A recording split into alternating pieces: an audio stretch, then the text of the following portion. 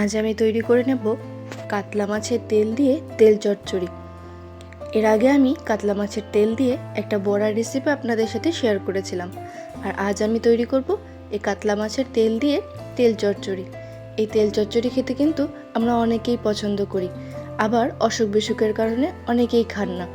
তবে যারা পছন্দ করি তাদের জন্য আজকে এই রেসিপিটা। তাহলে চলুন রেসিপিটা শুরু করা যাক। আর সাথে আছে আমি সুস্মিতা, আপনারা দেখছেন আমার চ্যানেল পালবাড়ির কিচেন।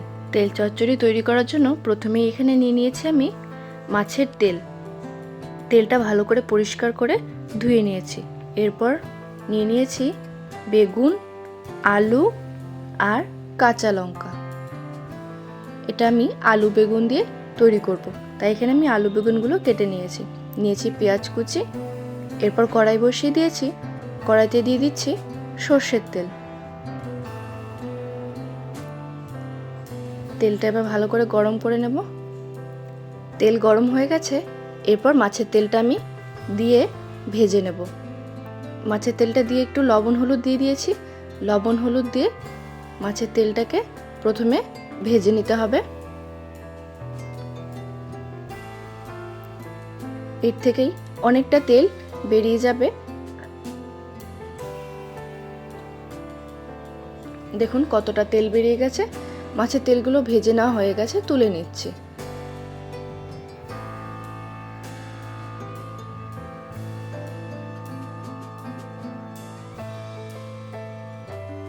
এরপর ওই তেলে ফোড়নে দিয়ে দিলাম শুকনো লঙ্কা আর কালো জিরে।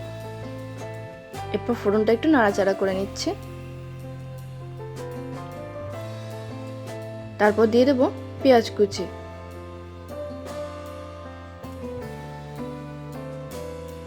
পেঁয়াজ কুচিটা দিয়ে এবার ভালোভাবে ভেজে নেব।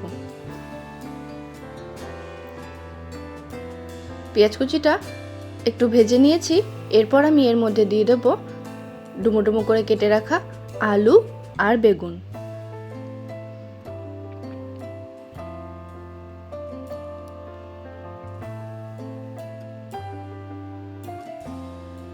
এরপর দিয়ে দেব চেরা কাঁচা লঙ্কা। আলু বেগুন আর কাঁচা লঙ্কাটা একসাথে পেঁয়াজের সাথে এবার ভালো করে ভেজে নেব।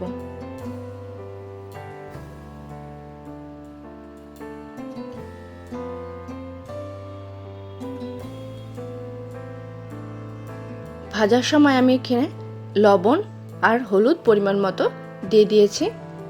এরপর ভালোভাবে ভেজে নিতে হবে।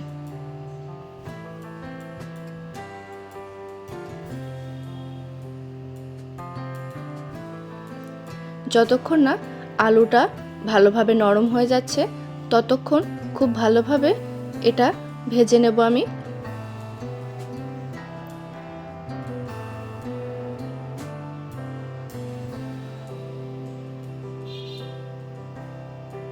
আলুটা আর একটু সেদ্ধ হবে, তার জন্য আমি আরও কিছুক্ষণ আলু বেগুনটাকে ভেজে নেব।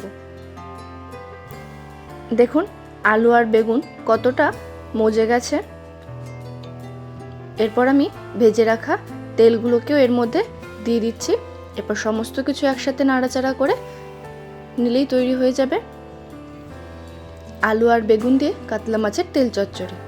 গরম গরম ভাতের সাথে এরকম তেল চচ্চড়ি যদি হয় তাহলে আর কিছুই লাগে না।